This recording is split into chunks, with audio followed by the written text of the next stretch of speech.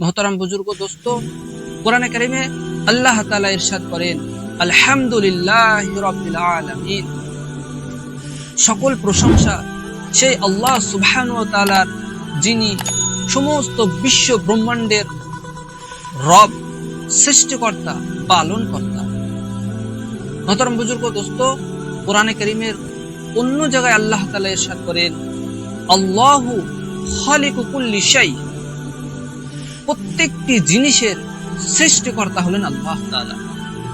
শুধু তাই নয়, শুধু তিনি সৃষ্টিকর্তাই নয়, বরং তিনি প্রত্যেকটি জিনিসের মালিক। কোরআনে কারিমে আল্লাহ তাআলা ইরশাদ করেন, লাহু মা ফিস সামাওয়াতি ওয়া মা ফিল আরদ। আসমান জমিনে যা কিছু আছে সব কিছুর মালিক আল্লাহ সুবহানাহু ওয়া তাআলা। আজ কোন কোম্পানি যদি মোবাইল তৈরি করে, সেই মোবাইলটি বাজারে যখন বিক্রি করা হয় আর কোনো পাবলিকের কাছে পৌঁছে যায়, সেই মোবাইল কিন্তু কোনো কোম্পানির আর থাকে না, সেটির মালিক সেই পাবলিক হয়ে যায়।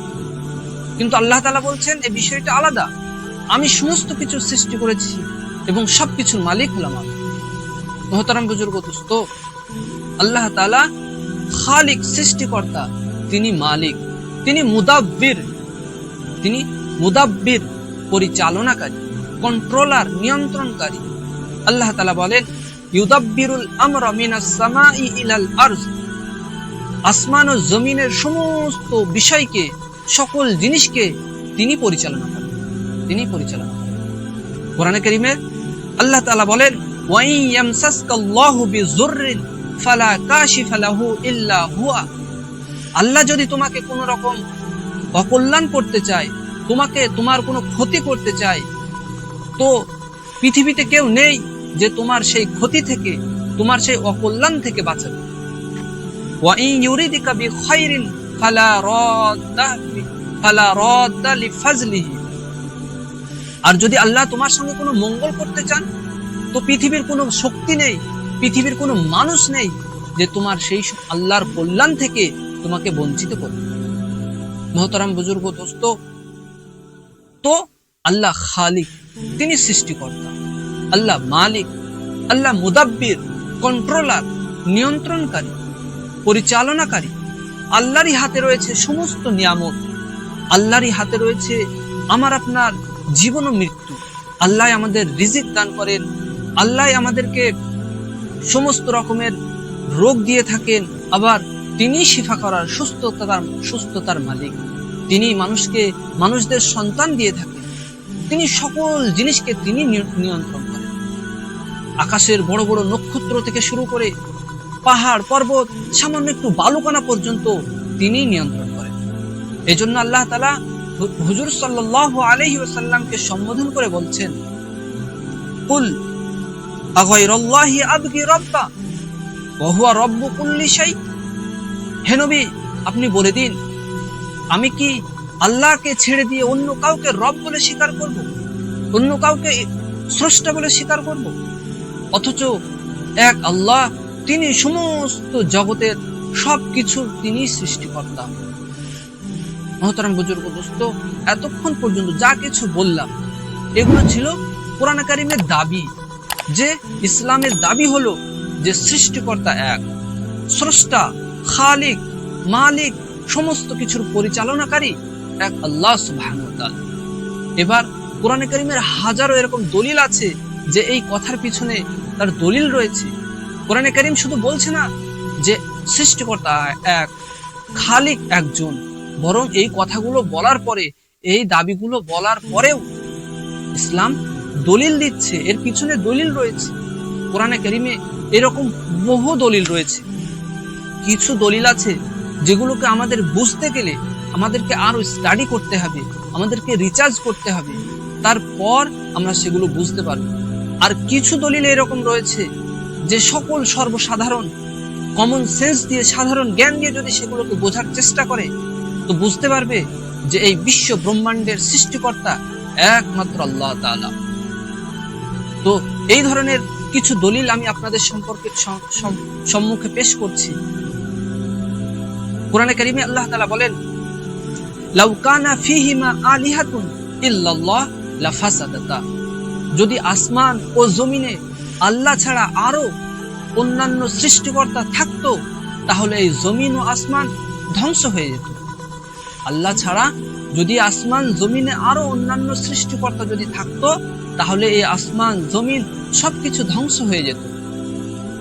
মোহতারাম বুজুর্গ দোস্ত, এই আসমান জমিনে যে একটা সুন্দর নিয়মে চলছে, একটা সিস্টেম ওয়াইজ চলছে, এটা চলতো না।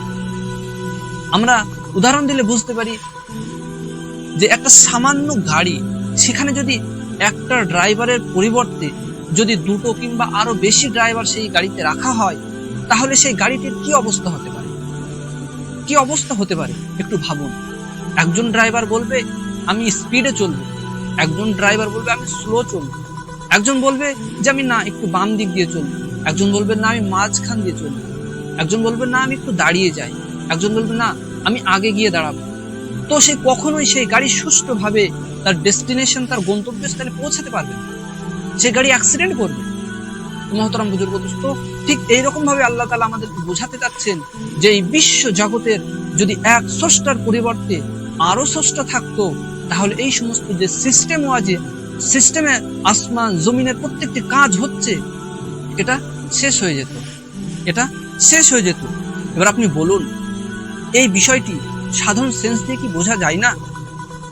আমরা আসমান জমিনের সিস্টেমকে দেখে কি বুঝতে পারি না যে আসমান জমিনে এক রবের নিয়ন্ত্রণে রয়েছে, এক সৃষ্টিকর্তার নিয়ন্ত্রণে রয়েছে? মোহতারাম বুজুর্গ দোস্ত, আল্লাহ তাআলা দ্বিতীয় দলিল দিচ্ছেন যে এই বিশ্ব ব্রহ্মাণ্ডের রব একজন, সৃষ্টিকর্তা একজন। আল্লাহ তাআলা কোরআনে কারীমের মধ্যে বলেন, মাত্তাখাযাল্লাহু মিন ওয়ালাদিন ওয়া মা কানা মাআহু মিন ইলাহিন। আল্লাহ তাআলা ইরশাদ করছেন যে না আল্লাহ তাআলা সন্তান রূপে কাউকে সৃষ্টি করেছেন, আর না আল্লাহর সাথে অন্য কোনো সৃষ্টিকর্তা রয়েছে। আল্লাহ বলছেন আমার কোনো সন্তানও নেই, আর আমার মতো আরো কিছু যে স্রষ্টা সৃষ্টিকর্তা তাও নেই। এরপর আল্লাহ তাআলা বোঝাচ্ছেন ইজান, যদি থাকতো। আমরা যেমন কথাই কিছু বোঝাতে গেলে বোঝাই না যে সাপোজ, ধরে নাও, তো এরকম আল্লাহ তাআলা বলছেন ইজান, যদি থাকতো তাহলে কি হতো? লা যাহাবা কুল্লু ইলাহিন বিমা খালাক। তাহলে প্রত্যেকটি সৃষ্টিকর্তা তার সৃষ্টি জিনিস নিয়ে আলাদা হয়ে যেত। কেউ বলতো আমি সূর্য সৃষ্টি করেছি, কেউ বলতো আমি চন্দ্র সৃষ্টি করেছি, কেউ বলতো আমি আসমান সৃষ্টি করেছি, কেউ বলতো আমি গাছপালা, কেউ বলতো আমি জমিনকে সৃষ্টি করেছি। এইভাবে প্রত্যেকটি সৃষ্টিকর্তা তার সৃষ্টি জীব নিয়ে আলাদা হয়ে যেত, তার সৃষ্টি জীব নিয়ে আলাদা হয়ে যেত। আর একে উপরে তারপরে আল্লাহ তাআলা বলছেন ওয়ালাআলা বা'যুহুম আলা বা'য, আর একে অপরের উপরে মানে হারানোর চেষ্টাই সবসময় লেগে থাকতো। একজন স্রষ্টা অন্য স্রষ্টাকে, একজন সৃষ্টিকর্তা অন্য সৃষ্টিকর্তাকে হারানোর চেষ্টাই লেগে থাকতো। আমরা রাজা বাদশাদের কাহিনী শুনেছি যে এক রাজা অন্য রাজার আক্রমণ করছে, এই রাজা অন্য রাজার জিনিস দখল করে নিচ্ছে, রাজ্য দখল করে নিচ্ছে। ঠিক এইরকমই ঘটতো যদি এই বিশ্ব ব্রহ্মাণ্ডের সৃষ্টিকর্তা একজন না হয়ে বহুজন হতো। আর যদি বহুজন হতো, তাহলে এই পৃথিবীতে মানুষ বসবাসের এই পৃথিবী মানুষ বসবাসের যোগ্য থাকতো না, মানুষ এখানে বসবাস করতে পারতো না। এখানে মানুষ তার সমস্ত নিয়ামতকে সুষ্ঠুভাবে, শান্তভাবে উপভোগ করতে পারত না। এর থেকে বোঝা যায় যে এই বিশ্ব ব্রহ্মাণ্ডের সৃষ্টিকর্তা মাত্র একজন, তিনি হলেন আল্লাহ সুবহানাহু ওয়া তাআলা। আল্লাহ তাআলা কোরআনে কারীমের আরেকটি দলিল দিচ্ছেন যে ইয়া সাহিবিয়া সিজন আরবাবুম মুতাফাররিকুনা খায়রুন আমিল্লাহুল ওয়াহিদুল কাহ্হার। ইউসুফ আলাইহিস সালাম তিনি তিনার সাথীদেরকে বলছেন যে হে আমার সাথীরা, বলো একে অপরের ভিন্ন একাধিক স্রষ্টা, একাধিক সৃষ্টিকর্তা এটা বেশি উত্তম, নাকি একজন সর্বশক্তিমান তাকতওয়ালা সুপ্রিম পাওয়ার, এটা সব থেকে বেশি উত্তম? মহতরম বুজুর্গ দোস্ত, আপনি একটু ভাবুন, আপনিও বুঝতে পারবেন। এটা বোঝার জন্য আপনাকে বেশি বড় হতে হবে না, এটা সকলেই এই কথাটা বুঝতে পারবে যে একজন স্রষ্টা যিনি সর্বশক্তিমান, জবরদস্ত তাকতওয়ালা, সুপ্রিম পাওয়ার হবে, এটাই আমাদের জন্য উত্তম হবে। এটা বোঝার জন্য একটু উদাহরণ দিলে আপনিও বুঝতে পারবেন। ধরুন দুইজন ব্যক্তি, একজন ব্যক্তির একটি মালিক আছে আর একজন ব্যক্তির 10টি মালিক আছে। এবার যার একটি মালিক, সেই মালিক সেই মানুষকে হুকুম দিল যে তুমি এই কাজটি করো। আর যার 10টি মালিক আছে, সেই 10 জন মালিক ওই ব্যক্তির হুকুম দিল। একজন বলল তুমি এটা করো, দ্বিতীয় জন বলল তুমি এটা করো, তৃতীয় জন বলল না তুমি এটা করো, চতুর্থ জন বলল না তুমি এটা করো। এইভাবে 10 জন 10 প্রকারের হুকুম করে দিল। এবার আপনি বলুন, কোন মানুষটা শান্তিতে তার কাজটি সম্পন্ন করতে পারবে? কোন মানুষটা জীবন শান্তিতে অতিবাহিত হতে পারবে? আপনি বলুন, ওই ব্যক্তি যার একটি মালিক নাকি ওই ব্যক্তি যার 10টি মালিক? আরে যার 10টি মালিক তার কি হবে আমরা সকলে বুঝতে পারছি। তার জীবনে শান্তি থাকবে না, তার জীবনটা সমস্ত কাজ করার পরেও তার কাজ অসম্পূর্ণ থেকে যাবে। যখন একটি মালিকের কাজ সে করবে, তো দ্বিতীয় মালিক সে নারাজ হয়ে যাবে, তখন সে তৃতীয় মালিক কাজ এসে তার মুশকিল হয়ে যাবে। এইভাবে সে সমস্ত কাজ তো করবে, কিন্তু কোনো মালিককে সে খুশি করতে পারবে না। ওই রকম ভাবে এই বিশ্ব জগতের প্রত্যেকটি মানুষের যদি একটি রব হয়, একজন সৃষ্টিকর্তা হয়, তাহলে প্রত্যেকটি মানুষ তার রবের খুশি করতে পারবে।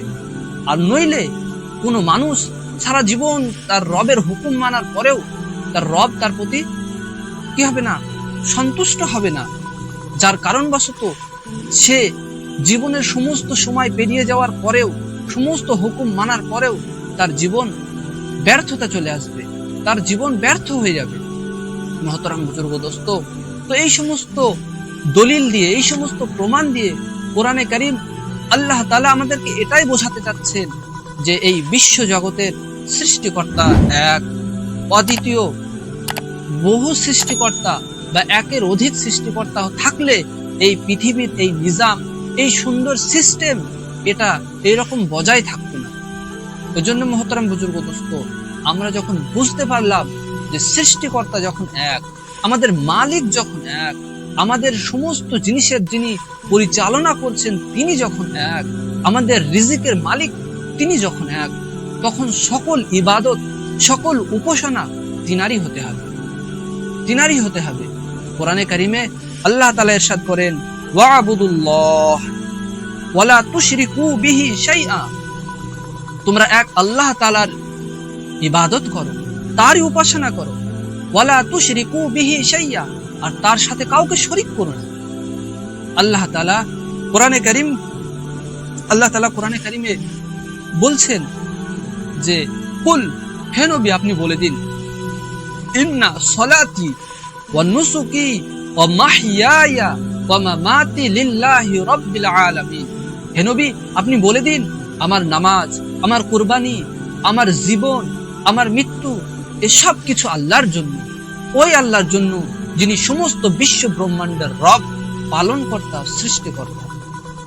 মহতারাম বুজুর্গ দোস্ত, তো মানুষ এই ঈশ্বরের চিনতে গিয়ে, তার স্রষ্টাকে চিনতে গিয়ে অনেক সময় ভুল করেছে।